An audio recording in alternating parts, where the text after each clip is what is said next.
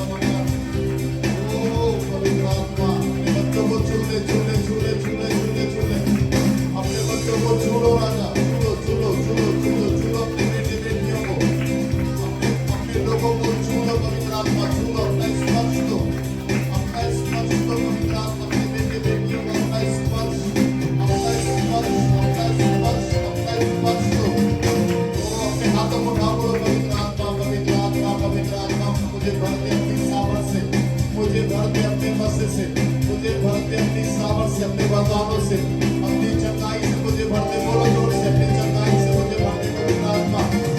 ओ यीशु यीशु यीशु यीशु यीशु यीशु यीशु। ओ राजाओं के राजा राजा राजा राजा राजा राजा राजा राजा राजा राजा।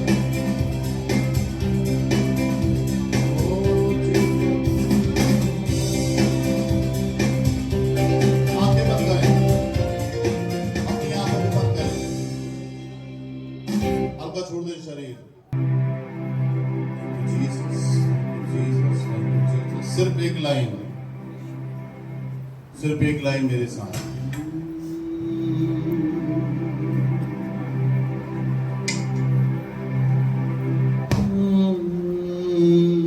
अपने आप को इस समय भूल जाएं, हैंड ओवर कर दें अपने आप को यीशु के हाथों में। यीशु को हैंड ओवर कर दें, यीशु को दे दें अपने आप को इसी समय। अपने आप को यीशु को दे दें आप इसी समय।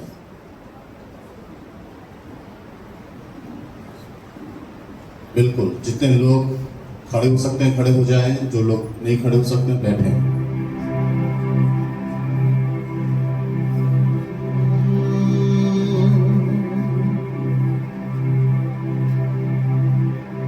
यीशु तेरे प्यार का दीवाना बना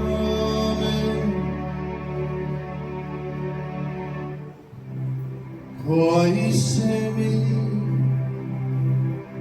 सारी तुझ में पूरी।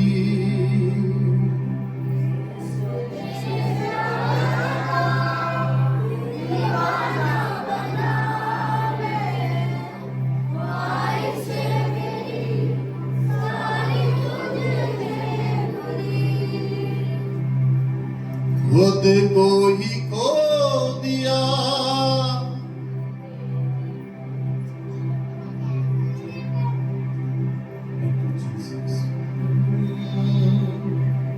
एक साथ मिलकर गाना।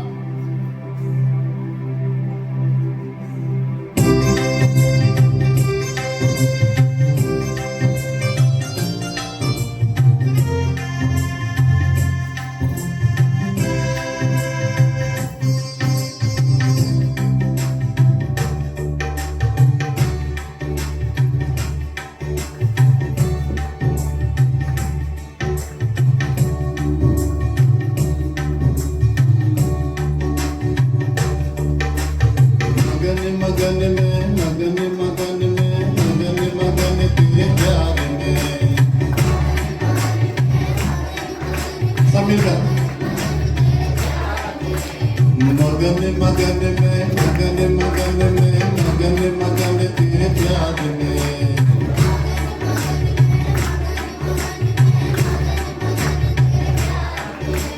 मगन मगन में मगन मगन में मगन मगन तेरे प्यार में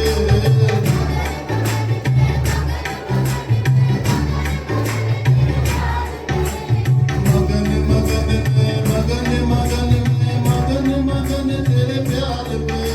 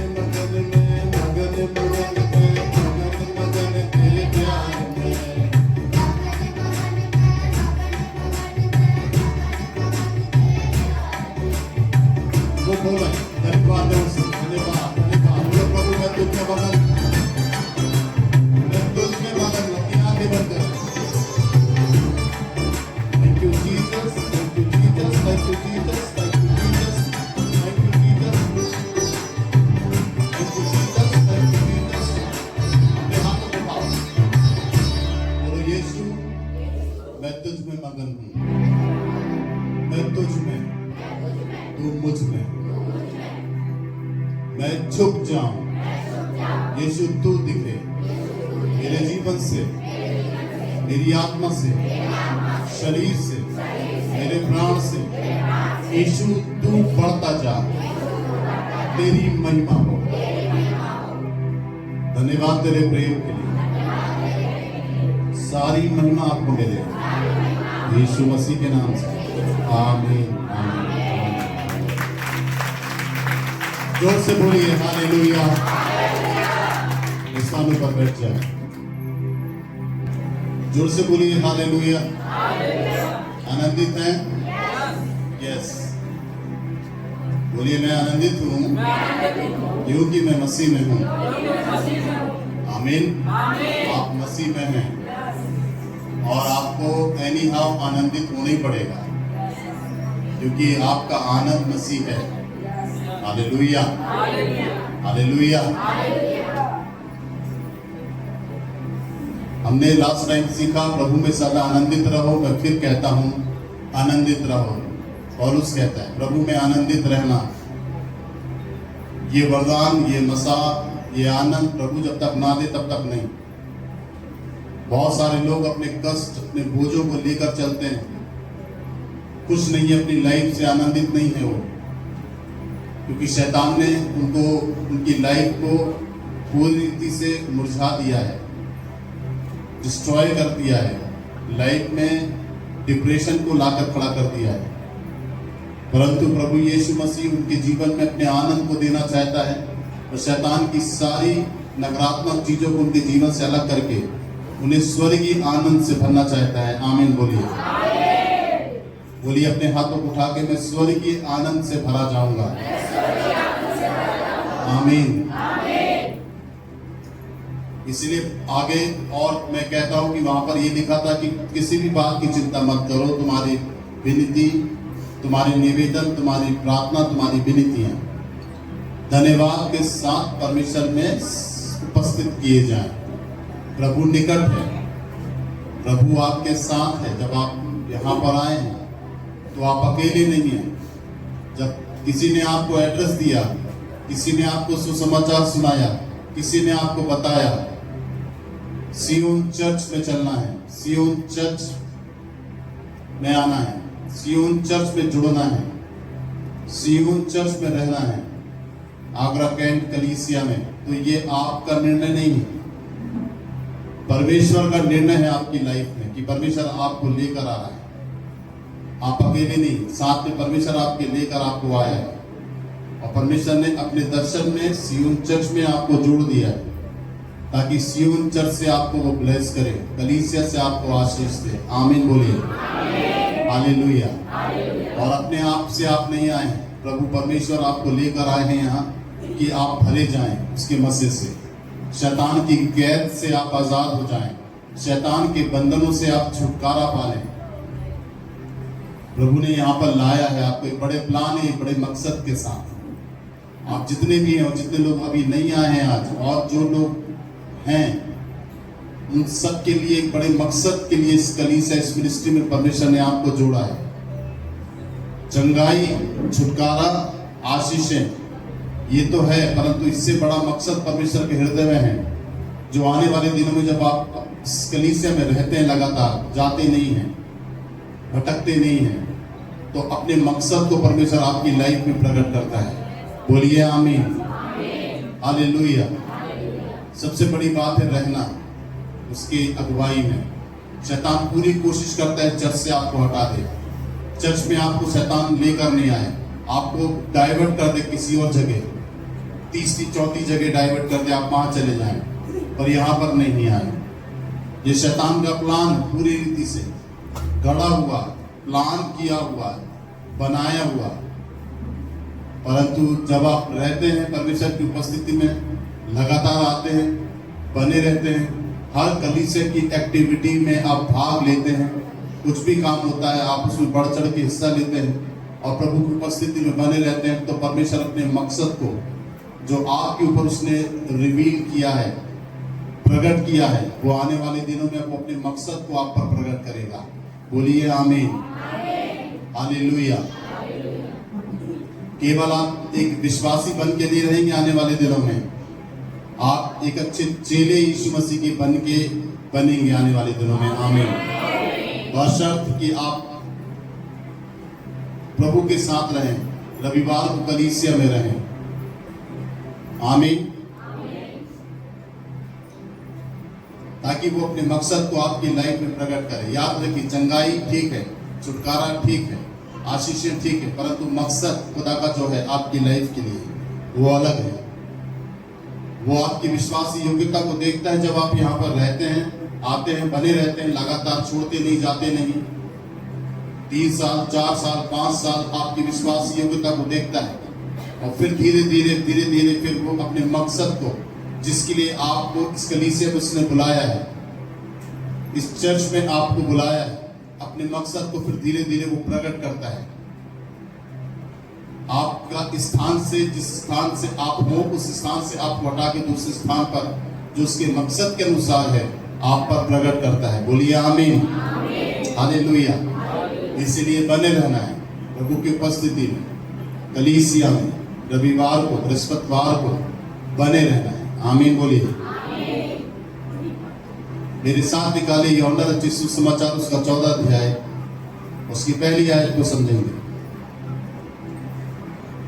यूहन्ना रचित सुसमाचार उसका 14 अध्याय, उसकी पहली आयत को देखिए।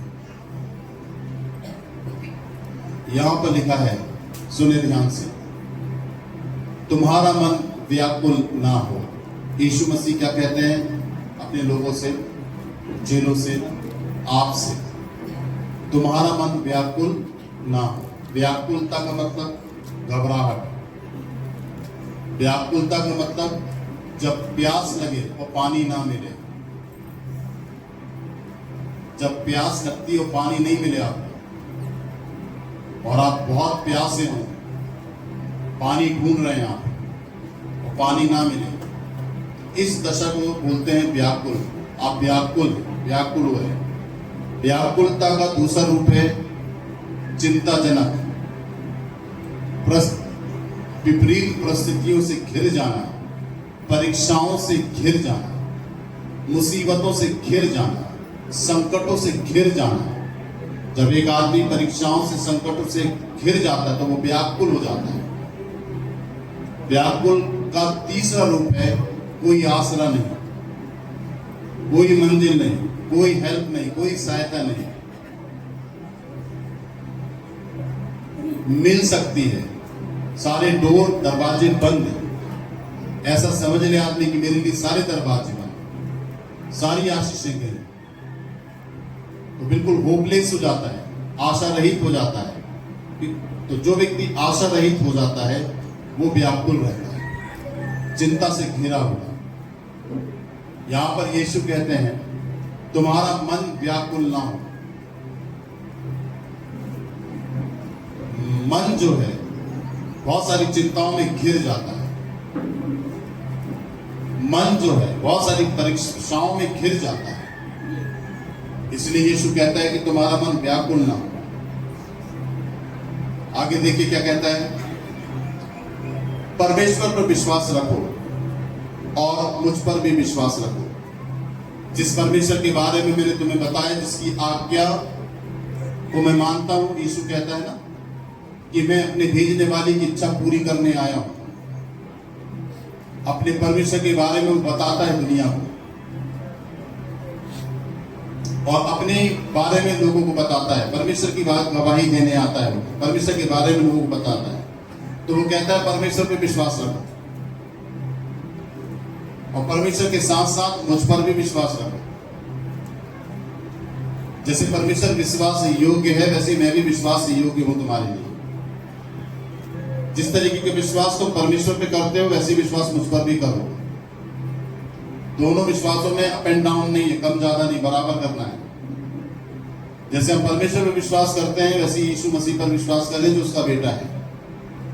इसलिए वो कहता है कि तुम परमेश्वर पर विश्वास रखो और मुझ पर भी विश्वास रखो। परमेश्वर पर भी विश्वास रखो, मुझ पर भी रखो। तो मतलब आपके साथ एक नहीं दो हैं, परमेश्वर भी है और यीशु मसीह भी है। विश्वास करना नहीं है, विश्वास रखना है। क्या बोलता है? विश्वास रखो। विश्वास करना आप करने जा रहे हैं, विश्वास रखना मतलब रख दिए हैं, उसको उठाना नहीं है, रखे रहने दो। जब आपने परमेश्वर में विश्वास को रख दिया तो उसको उठाना नहीं है। रखना शब्द वहां इस्तेमाल होता है जहां पर आप कोई चीज रख देते हैं। तो आपने रख दिया, तो विश्वास रख दिया आपने परमेश्वर पे, अपना फेथ रख दिया, तो उसको उठाना नहीं वहां से। कहते ना मेरा विश्वास हट गया है वहां से, मैं वहां नहीं जाऊंगा, इस व्यक्ति से मेरा विश्वास हट गया है। कभी किया होगा इस व्यक्ति पे विश्वास, तभी बोल रहा हट गया है। हट नहीं गया, हटा दिया है विश्वास उसने। फिर बोलते ना मैं विश्वास नहीं करता, करता था, नहीं करता। तो करना शब्द नहीं कहती है बाइबल। बाइबल बोलती है विश्वास रखना है। इसलिए ऐसे लिखा हुआ, सुनो ध्यान से, परमेश्वर ने जगत से ऐसा प्रेम किया, नहीं ऐसे लिखा है, परमेश्वर ने जगत से ऐसा प्रेम रखा। वो आप पर प्रेम, अपने अपने प्रेम को आप पर रखता है, करता नहीं है, किया नहीं है, करता नहीं है प्रेम, किया नहीं है, रखता है वो। और वो चाहता है कि आप भी उससे प्रेम रखें, करें नहीं। करें मतलब कभी करें कभी नहीं करें, कभी करें कभी नहीं करें, कभी कभी नहीं करें तो कभी करें। परमेश्वर के साथ ये वाली डीलिंग मत रखना है आपको रखना नहीं है ऐसी डीलिंग। परमेश्वर की के साथ जो भी डील करो आप, कोई भी बात, कोई भी चीज, वो वचन से सीख कर करो, क्योंकि परमेश्वर ने हर बात अपने वचन से क्लियर की है कि कोई भी डीलिंग करो। अगर आपकी और परमेश्वर की विश्वास की डीलिंग हो रही है तो पहले आपको समझो कि परमेश्वर की डीलिंग, वो आपसे कैसी डीलिंग कर रहा है, और फिर आपको उसी के अनुसार वैसी ही डीलिंग करना है जैसी परमेश्वर ने आपसे डीलिंग की है। फेथ समझ लो, फेथ की डीलिंग रखनी है आपको परमेश्वर से। तो ये आपसे अपने से नहीं होगी, क्योंकि संसार प्रेम करता है, संसार प्रेम रखता नहीं है, करता है। तो कभी किया कभी नहीं किया, ये प्रेम सिद्ध नहीं हुआ। प्रेम सिद्ध तब होता है जब प्रेम रखा रहे और हटे नहीं। आप गलत भी हो जाएं तो भी, आप गिर भी जाएं, आपने कोई बुरा भी कर दे परमेश्वर के साथ, तो भी प्रेम रखा रहता है, वो हटाता नहीं है वो अपने प्रेम को। आप कोई भी गलती उसके साथ करते हैं, उसके साथ कोई भी लापरवाही आप कर दें, उसके साथ कोई भी गलत काम आप कर दें, तो अपने प्रेम को वो आपसे हटाता नहीं है। वो प्रेम को रखे रहने देता है और आपको बदलने का मौका देता है कि आप उसके प्रेम को जाने कि वो आपसे कितना प्रेम करता है। बोलिए हालेलुया। आप यहाँ पर आपको बिल्कुल ध्यान से समझना है, शार्प माइंड रखना है, समझना, वचन को समझना है, सुना नहीं, बिल्कुल ध्यान से समझो। तो प्रेम करता है संसार, कभी करेगा कभी नहीं। लोगों से पता चलेगा लोग कैसे हैं संसार के। सारे लोग खिलाफ हो जाते हैं, एक दिन ऐसा समय आता है सारे लोग आपके खिलाफ में हो जाएंगे। जो आपके चाहने वाले हैं वो भी आपके खिलाफ में हो जाएंगे, परंतु परमेश्वर यीशु मसीह आपके खिलाफ कभी नहीं जाता, वो कभी नहीं बदलता। बोलिए हालेलुया। क्यों? क्योंकि वो प्रेम करता है, वो प्रेम रखता है आपसे। और जब वो प्रेम रखता है तो वो आपकी कोई भी गलती होगी, कोई भी गुनाह होगा, कोई भी तिरस्कार आपने प्रभु का किया होगा, प्रभु के साथ कोई भी बेईमानी आपने की होगी, विश्वासघात किया होगा, तो भी प्रभु बुरा नहीं मानेगा, क्योंकि वो आपसे प्रेम करता है। यीशु कहते हैं कि परमेश्वर ने अपने प्रेम को एक व्यक्ति पे सिद्ध किया। बोलिए आमीन। तो यहाँ पर परमेश्वर पर आपको विश्वास रखना है, वो आप पर विश्वास रखता है। उसने अपने विश्वास को हटाया नहीं है, टेम्परेरी विश्वास नहीं रखा है उसने, आप पर विश्वास फेथफुली रखा है उसने, कि उसका विश्वास। इसलिए दाऊद कहता है कि मेरा विश्वास कसौटी में कसा जाए, मेरा फेथ, मेरा समर्पण, मेरा प्रेम, मेरा फेथ कसौटी में मतलब परखा जाए। फेथ कसौटी में कसने का मतलब है परखा जाना, कसौटी में कस कर बांधा है। बोले खुलेगा नहीं, टूटेगा नहीं, कोई अंतर नहीं है। चेक कर लो, उसको कहते हैं कसौटी में कसकर। आगे देखो क्या कहता है, कैसी भी परिस्थिति हो, कितनी भी बुरी परिस्थिति हो, अपने विश्वास से आपको हटना नहीं है, विश्वास से जाना नहीं है, आपको विश्वास से टूटना नहीं है, आपको बराबर रखे रहने देना है प्रेम, फेथ परमेश्वर के प्रति। बोलिए आमीन, हालेलुया। कितनी भी विपरीत परिस्थितियां जाएं, आपको विश्वास रखे रहने देना है। जितनी भी लड़ाइयां हैं, निराशा की, चिंता की, वेदना की, आर्योपन की, थकान की, असहाय की, निर्बलता की, कमजोरियों की, कितनी भी सारी लड़ाइयां आपके जीवन में, इस सब की लड़ाई में एक ही चीज आपको विजय देगी, वो है विश्वास। बोलिए आमीन। कितना भी कर्जा हो जाए आपके ऊपर, कितनी भी दुष्ट आत्माएं आपको घेर ले, कितनी भी बीमारियां आपको घेर ले, आप समझ रहे हैं, इस सब की जो जीत है, इन सब पर जो जीतेगा वो जीतेगा आपका विश्वास। सारी बीमारी, सारी दुष्ट आत्माएं, जादू टोने की शक्तियां, तंत्र मंत्र विद्याएं, अविश्वास, निराशा, चिंता, ये सारा जो तोड़ है ना, वो विश्वास है। इसलिए वो कहता है कि परमेश्वर पे विश्वास रखो। मैंने तुम्हें परमेश्वर के बारे में बताया, और फिर वो उसका पुत्र है, तो वो कहता है मुझ पर भी विश्वास रखो। परमेश्वर बाप है उसका। कभी कभी बाप सही रहता है तो बेटा गलत हो जाता है, और कभी कभी बाप गलत होता तो बेटे अच्छे। बहुत सारी जगह ऐसी मिलेगी जहां पर बाप बेटे दोनों काम कर रहे होंगे, तो बाप से बात करो तो बाप गुस्से में बात करेगा। एक दुकान में सब सामान लेने में गया, और वहां पर मैंने सामान लिया कुछ किराने का, परचूनी का। एक छोटी सी लड़की डिटॉल का साबुन लेकर आई, जो उसी दुकान से लेकर गई थी, और वो उसने उस साबुन को वापस किया, बोले से वापस कर लो। तो दुकान का जो मालिक था वो बुजुर्ग था, और उसका बेटा भी उसके साथ काम करता था। तो उसके पिता ने साबुन लिया, दुकान के मालिक ने बोला ये वापस नहीं होगा, लेके जाओ, चलो लेके जाओ, वापस नहीं होगा ये। लड़की उदास हो गई, क्योंकि उसका रैपर फट गया था, उसका स्टिकर निकल गया था। साबुन ठीक था अंदर से, कागज ही फटा था, उसका रैपर फट गया था। तो दुकान वाला बोलता है वापस नहीं होगा। लड़की उदास हो गई, चुप होकर खड़ी हो गई। लड़का आया, देखूं मैं, वो लड़की उदास होकर खड़ी रही, और वो लड़का आया, उसने देखा, बोलो डैडी मैं देखता हूं। उसने देखा, उसने कैंची उठाई, और जो रैपर फट गया था उसको काट दिया, साइड से काट के उस साबुन को बोला हो जाएगा वापस, इसके पैसे दे दो। पिता ने कुछ नहीं बोला, उसके पैसे उसे दे दिए। आप देखिए दोनों में अंतर है। कहीं बाप ढीला है तो बेटा सॉफ्ट है। बाप गुस्सा कर रहा है, चलो जाओ, नहीं वापस होगा, जाओ। लड़का आया पीछे से, लड़का बंदा नहीं वापस होगा, नहीं बात, पैसे ले। पिता भी कुछ नहीं बोला, पैसे दे दिए, चुप। मैं देख रहा था खड़े होके,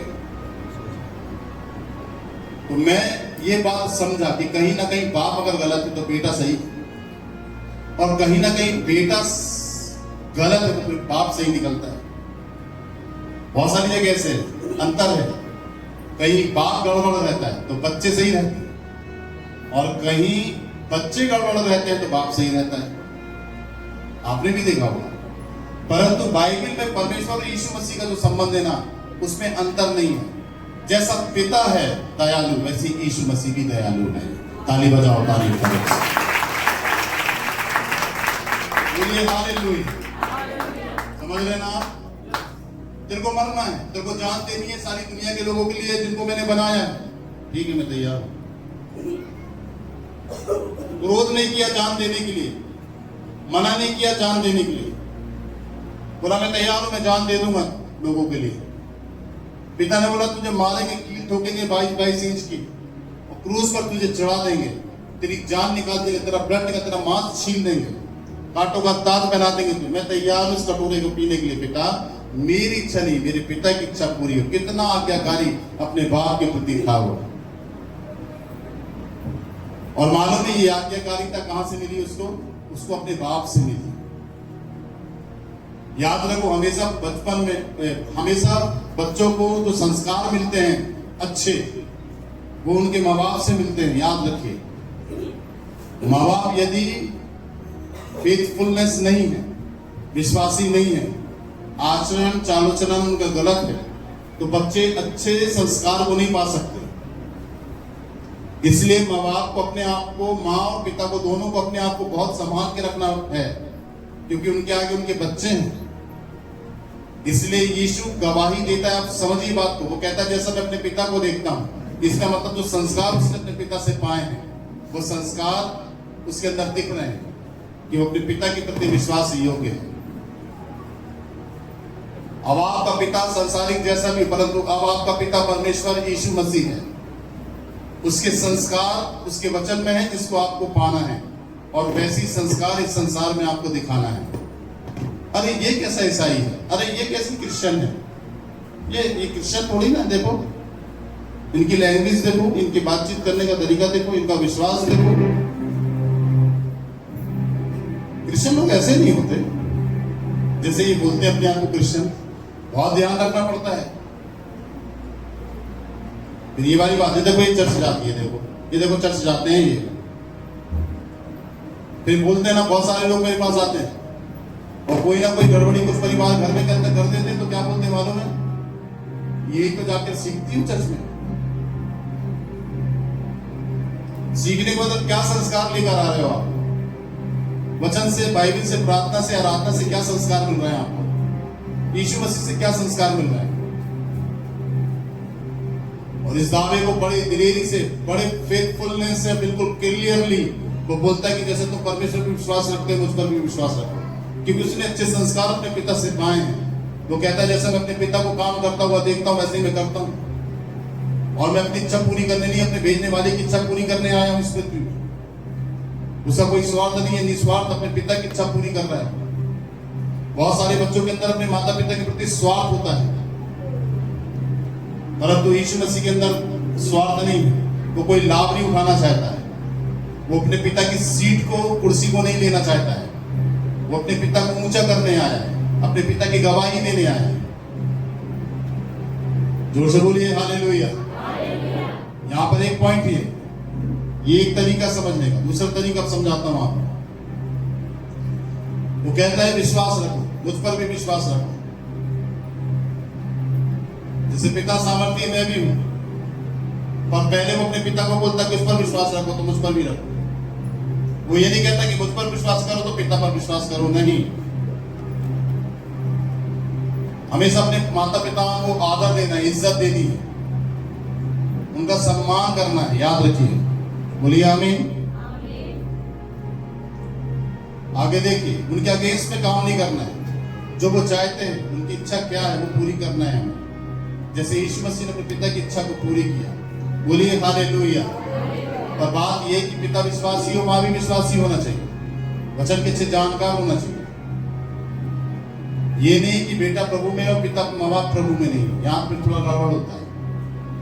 तो यहाँ पर भी डायरेक्टली आपको प्रभु की सुनना है, क्योंकि आपके डैडी प्रभु में नहीं है, माँ प्रभु में नहीं है, तो फिर आपका कोई भी आत्मिक, कोई ऐसा शिक्षित व्यक्ति नहीं है आत्मिक जो आपको सही गाइड कर दे, तो फिर आपको प्रभु के पास या अपने पास्टर के पास आना पड़ेगा। पर ऐसा नहीं है। बिब्लिकली जो आज्ञाएं हैं वो आपको मानना है। कुछ आज्ञाएं ऐसी भी हैं जो परमेश्वर के अगेंस्ट में जाती है, वो आपको नहीं मानना है, जो आपके माता पिता से आपको मिलती है, क्योंकि वो प्रभु को नहीं जाने और आपने प्रभु को जाना है। कभी कभी ऐसी स्थिति भी आती है बीच में, तो यहां पर आपको सावधान रहना है। बोलिए हालेलुया। इसलिए परेशानी कैसी भी हो, कोई भी दिक्कत हो, विश्वास रखना है, करना नहीं। विश्वास क्या करना है? रखना है। आगे देखिए, वो ये कहता है मेरे पिता के घर में बहुत से स्थान, रहने के स्थान है। यदि ना होते तो मैं तुमसे कह देता, क्योंकि मैं तुम्हारे लिए जगह तैयार करने जाता हूं। चिंता इस जीवन की ज्यादा नहीं है, चिंता उस जीवन में है। सबसे ज्यादा चिंता आपको करनी है परमेश्वर के राज में जाने की। आपको सबसे ज्यादा चिंता इस जीवन की नहीं करनी है जो पृथ्वी पर है। यीशु कहता है इस जीवन की जो चिंता है वो आप चिंता कर लेगा। यीशु कहता है आज का दुख आज के लिए काफी है, परंतु सबसे मेन जो चिंता है आपको परमेश्वर के राज में जाने की चिंता करना है। सबसे मेन जो टेंशन है वो है उद्धार पाने की। सबसे मेन टेंशन है यीशु मसीह के लहू से पाप धुलने की। सबसे मेन टेंशन है यीशु में उद्धार पाने की। इसकी सबसे ज्यादा चिंता करना है। घर में दाल है कोई बात नहीं, चावल है नहीं है कोई बात नहीं, घर में पैसा है नहीं है कोई बात नहीं, पर क्या मेरे अंदर उद्धार है? क्या मैंने उद्धार पाया है? जीते जी समय ना गवाते हुए मैंने यीशु को प्राप्त कर लिया है क्या? ये मेन बात है, याद रखिए। भटकना नहीं और दाएं और बाएं नहीं मुड़ना है, सीधे चलना है। मार्ग यही है यीशु को पाने का। बोलिए हालेलुया। वो कहता है कि मेरे पिता के यहाँ बहुत से रहने के स्थान है। कोई परमिशन नहीं ले रहा है वो पिता से आपको ले जाने की। वो डायरेक्ट नहीं कह रहा है कि पिता दयालु है इसका, मैं पिता से पूछूंगा तो मैं भी लेकर जाऊंगा, ऐसा कुछ नहीं है। बोलता मेरे पिता के यहाँ बहुत से रहने के स्थान है। मैं तुम्हारे पास आऊं तुमसे बोलूं कि तुम्हारे यहाँ एक रात को रुकना, तुम बोलोगे मैं मम्मी डैडी से पूछता हूं। परंतु यहां पर देखो अथॉरिटी, देखो उसकी अथॉरिटी, पूरे स्वर्ग की अथॉरिटी, पिता ने अथॉरिटी दे दी उसको, और उसी के द्वारा जा पाएंगे स्वर्ग, उसके बेटे यीशु मसीह के द्वारा। अन्यथा किसी और के द्वारा नहीं जाएंगे। अगर वो ले गया तो ले गया, आपको ऑथोराइज है, वो पूरी परमिशन मिली हुई है। पिता से नहीं पूछ रहा है किसको लाना है किसको नहीं लाना है। वो कहता है मेरे पिता के घर में बहुत से रहने के स्थान है। इसका मतलब है पर्याप्त मात्रा में जगह है वहां पर। 100 50 70 गज में नहीं है मकान वहां। क्या मालूम कितने गज मिल जाए आपको वहां रहने के लिए। अलग अलग कमरे, अलग अलग घर, और घर भी ऐसे वैसे नहीं मिट्टी गाड़े के, आत्मिक घर। स्वर्ग फिर अलग ही बात है। कल्पना इमेजिन करो स्वर्ग कैसा होगा, कितना आशीषपूर्ण होगा, कितना भव्य होगा, कितना आनंदपूर्ण होगा, कितनी ब्लेसिंग्स होंगी वहां। जब सफेद बड़े बड़े 7-7 फुट के स्वर्गदूत खूबसूरत दिखाई देते हैं, तो वहां तो बुजुर्ग, जवानी ढलना, बुढ़ा होना, बीमारी घेरना, ग्रसित होना, थकना, चिंता से आना, ये सब कुछ नहीं है वहां। जो भी कुछ है सारी गंदगी पृथ्वी पर है मनुष्य के लिए। स्वर्ग में तो आनंद ही आनंद है, वहां पर कोई टेंशन नहीं है, वहां पर आंसू भी नहीं बहेगा आपका। आमीन, बोलिए जोर से हालेलुया, हालेलुया। वो तो बहुत से रहने के स्थान, उसने गिनती नहीं बताई है। बहुत मतलब बहुत, कोई गिनती नहीं है कि इतने 100 स्थान है या 200 स्थान है या 500 या 1000 घर है वहां। बहुत से मतलब पृथ्वी में 200 देश है, कंट्री पृथ्वी में 200 देश है। बस केवल एक फिक्स आइडिया मिलता है आपको, पृथ्वी में 200 देश है। तो ऐसे बहुत से 200 कंट्री तो कई होंगी इसके राज्य में। और कितना बड़ा बड़ा स्थान एक व्यक्ति को मिला उसका कोई अंदाजा नहीं है। और घर कैसा होगा, कैसे बना रहा है वो, तैयार कर रहा है वो आपके लिए। बिल्डर के हाथ में मकान को दे दो बनने के लिए तो मिलावट कर देगा सीमेंट में। 5 साल के बाद सीमेंट झरने लगेगा, सीलन आने लगी तो टाइल्स लगवाओगे या पैनल लगवाओगे आप। अरे बेकार, यहाँ पे खड़ा होना था, खुद बनवाना था, खुद मसाला बनवाना था, खुद चुनाई कराना था, खुद रहना था। उसके हाथों में भरोसा किया, बिल्डर में भरोसा किया, उसने तो लूट लिया लाखों रुपए। परंतु जो यीशु घर तैयार कर रहा है वो विश्वास योग्यता से तैयार कर रहा है। उसमें उसके घर को बनाने में जो आपके लिए बना रहा है वो, उसमें कोई भी मिलावट नहीं है। बोलिए जोर से आमीन, बोलिए हालेलुया। और वो घर टूटने वाला भी नहीं, चिरस्थायी है। पौलुस कहता है चिरस्थायी घर में जा रहा हूं। पृथ्वी सजी का डेरा गिरा दिया जाएगा, हमारे तो गिरेगा, क्योंकि कमजोर है, मिलावटी है ना ये घर। और जो जो जो मकान कमजोर मिलावटी होते हैं ना वो गिरते हैं। देखो ना, सुभाष बाजार में दुकान थी, नाले में गिर गई पूरी दुकान। वही बुजुर्ग लेडी बह गई, मिली नहीं, कितनी वो पुलिस वाली उसकी बेटी रो रही है। न्यूज़पेपर को देखो, कितने सारे मकान ढह जाते हैं बारिश में। चीन कितना एडवांस है, जापान कितना एडवांस है, पूरे मकान पूरी कारें बह रही है, देखो कचड़े के सामान। अंदाजा लगाया करो आप, और कोई भी चीज देखा करो तो सीखा करो उससे। केवल एक न्यूज को न्यूज के तौर पर नहीं, हर एक न्यूज पर, हर एक बात में परमेश्वर की शिक्षा छुपी है। हर एक चीज से परमेश्वर हमें सिखाता है। सीखने वाले व्यक्ति का मन सही होना चाहिए, सीख जाए। देखो कैसे घर मकान टूट टूट के बह रहे हैं। देखो अभी बारिश के टाइम कैसे मकान ढह रहे हैं, गिर रहे हैं, बह रहे हैं नदियों में। कितनी मेहनत से बनाया मकान एक सेकंड में जमीन धसी, बह गया। बोलिए हालेलुया। परंतु यीशु जो मकान आपके लिए तैयार कर रहा है वो चिरस्थायी है। वो टूटने गिरने वाला मकान, ढहने वाला नहीं है। बोलिए आमीन। वहां मकान कमजोर या मिलावटी वाला सिस्टम नहीं है। वहां हर एक चीज खरी है। जैसे वो खरा है, खरी शिक्षा है, तो उसका हर चीज खरा है, उसमें कोई मिलावट नहीं है, कोई दोहरी चाल नहीं है। देखो वहां पर फ्लैक्स में लगा है, क्या लिखा है वचन, यीशु मसीह कल और आज और युगानुयुग एक सा है। इसके अंदर कोई बदलाव नहीं है कि वो बदल जाए। यिर्मयाह की किताब यदि आप पढ़ो तो वहां पर लिखा है, मैं मनुष्य नहीं हूं कि बदल जाऊं। परमेश्वर कहता है मैं मनुष्य नहीं हूं कि बदल जाऊं। बोलिए हालेलुया, बोलिए हालेलुया। एक व्यक्ति मेरे पास आया, बुजुर्ग था, उसके जवान बच्चे। उसने काम देखा चर्च के अंदर, बहुत खुश हो गया। बोला यार परमेश्वर साक्षात काम कर रहा है। कंटिन्यू आने लगा, सब छोड़ दिया, सारी चीजें छोड़ दी और कंटिन्यू वो चर्च में आने लगा। जब भी मेरे से गले मिलकर जाए, जब भी आए हाथ मिलाए, बहुत खुश हो जाए, बहुत इंप्रेस हो जाए। मैं प्रभु के बारे में उसको बताता, प्रभु के बारे में देखता, फिर यहाँ पर आश्चर्य कर्मों को देखता तो बहुत ज्यादा आशीषित हो जाता। फिर मेरे को कई बार उसने बोला, मैं तुम्हें नहीं छोड़ूंगा, मैं इस कलीसिया को नहीं छोड़ूंगा, मैं तुम्हें नहीं छोड़ूंगा, मैं इस कलीसिया को बार बार बोले। मैंने मैं तो बोल नहीं रहा हूँ आप मुझे छोड़े, मैं तो बोल नहीं रहा हूँ आप चर्च को छोड़े, पर आप सब बोल क्यों रहे हैं? मत बोलिए ऐसा, आप रहिए, क्योंकि परमेश्वर ने लाया, आप रहिए, आप मत छोड़िए। नहीं पक्का मैं मरते दम तक आपके साथ रहूंगा, मैं मरते दम तक आपके साथ रहूंगा। मैं सुनता हूं बैठ के, बस सुनता हूं। पतरस कहता है यीशु मसीह को, मैं तेरे लिए मरने जीने के लिए तैयार हूं। वो व्यक्ति मुझसे हमेशा कहे, हर रविवार को आए तो हर रविवार को यही बात बोले, बृहस्पतिवार को कभी कभी आए तो बृहस्पतिवार को भी यही बात बोले कि मैं आपको नहीं छोड़ूंगा, मैं मरते दम तक आपको नहीं छोड़ूंगा, मरते दम तक। एजेड था, बुढ़ा था बेचारा,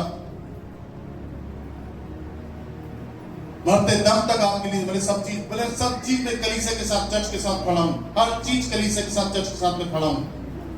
मेरे को खुदा ने चर्च दिया, मैं कभी नहीं छोड़ूंगा। एक दिन पवित्र आत्मा ने संडे के दिन एक टर्निंग पॉइंट लेकर आया। चलो जमीन के लिए पैसे इकट्ठा करेंगे, कौन कौन कितना कितना देगा, सब हाथ उठाओ।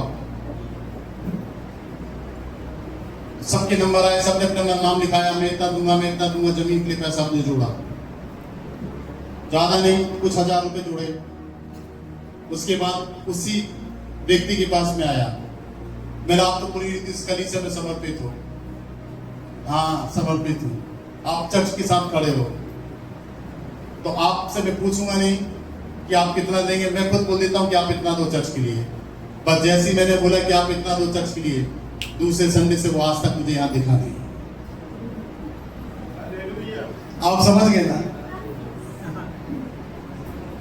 आप समझ गए कि नहीं?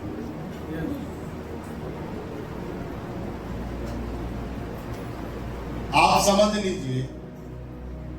और मैं शुरू से फेथफुल नहीं था। जो व्यक्ति बोले कि मैं नहीं छोड़ूंगा, वो सबसे पहले छोड़ेगा।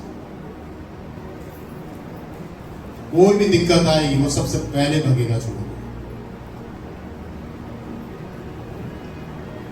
मैं सीखा हूं मिनिस्ट्री में, मैंने एक चर्च में सीखा है, बहुत सालों की सेवकाई है, तो मैं देखता हूं बहुत लोगों से मुलाकात होती है, तो इतनी तो समझ परमेश्वर ने दी है। मैं कभी भी डर नहीं करता था, आमीन, आप बिल्कुल रहना, बिल्कुल बहुत अच्छे, आप बहुत अच्छे व्यक्ति मिल गए, आप नहीं छोड़ेंगे चर्च को, कभी नहीं बोलता था। थोड़ा सा सता हुआ है, पतरस छोड़कर भाग गया यीशु मसीह, और यीशु मसीह ने साफ कह दिया, मुर्गी की मांग देने से पहले तू 3 बार मेरा इनकार करेगा। तो कह रहा है मैं तेरे साथ जीने मरने के लिए तैयार हूं। ये भावुकता है, ये अंदर से पूरी रीति से समर्पण वाला शब्द नहीं है। फिर क्या होता है ना कि जो बोलता है ना, जो वो करता नहीं है, और जो नहीं बोलता है ना वो करता है। फिर मैंने देखा कि कुछ लोग ऐसे हैं मेरी कलीसिया में, हमारी चर्च में, कि उन्होंने कभी नहीं बोला कि हम चले जाएंगे, हम नहीं जाएंगे कभी, पर वो मेरे साथ शुरू से जुड़े हुए हैं, कभी नहीं गए, और हम उनके साथ भविष्य देख रहा हूं मैं। परमेश्वर उनके साथ, जिन्होंने कभी नहीं बोला कि हम कभी नहीं जाएंगे, जिनको यहां से पूरी कोशिश भी की मैंने भगाने की, डांटने की, फटकारने की, वो कभी भी मुझे नहीं छोड़े। मुझे लगता था कि अब अगले संडे चला जाएगा, अब अगले नेक्स्ट संडे से 15 दिन में चला जाएगा, 2 महीने में चला जाएगा, चली जाएगी, पर वो नहीं गई। फिर परमेश्वर ने उसको रखा, क्योंकि अब उसके बारे में परमेश्वर दिखाने लगा है कि अब ये पूरा प्लान चेकआउट होगा तेरे मेन लोगों के साथ। मैं एक मजबूत जमीन की डीलिंग करूंगा तुझसे, और पूरा काम आने वाले दिनों में प्रकट करूंगा तेरे सारी सियोन चर्च की टीम के साथ। बोलिए आमीन जोर से। तो यहाँ पर वो वाली बात नहीं है, यहाँ पर विश्वास योग्य वाली बात है कि बना के रखना, मिल के रहना परमेश्वर के साथ, और विश्वास रखना, हटाना नहीं, उठाना नहीं, रखे रहने देना। बोलिए आमीन। आप समझ गए ना। और जब वो गया, वो व्यक्ति, वो जो एजेंट था, थोड़ा पत्नी भी एजेंट थी, पर मैंने चिंता बिल्कुल भी नहीं की, जरा सी भी मेरे को याद नहीं आई, क्योंकि शुरू से फर्स्ट दिन से जब उसने बोला कि मैं तुम्हें नहीं छोड़ूंगा, उसी दिन से मेरे को पवित्र आत्मा बोलता, ये पहले जाएगा नहीं।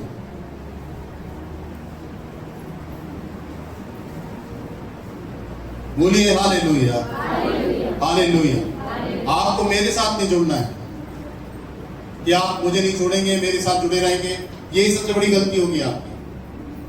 आपको ये बोलना है कि आप सियोन चर्च में यीशु मसीह के साथ जुड़े हैं, और यीशु को छोड़ के आप सियोन चर्च में नहीं जाए,